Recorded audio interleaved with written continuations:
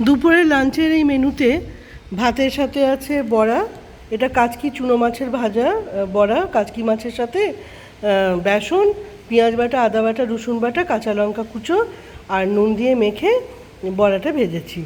রয়েছে পেঁয়াজ আর শশার স্যালাড। এরপর রয়েছে ডাল, মুগের ডাল মাছের মাথা দিয়ে, পটল আলু চিংড়ি মাছ দিয়ে,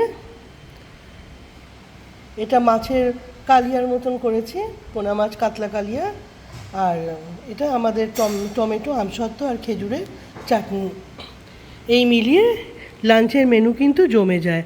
আসলে ভিডিওগুলো পোস্ট করছি কেন, তার কারণ হচ্ছে কী রাঁধবো এই প্রশ্নটা নিজের মনের মধ্যে ভীষণ পাক খায়। ওই পাক খেতে খেতে আধ ঘন্টা চলে যায়।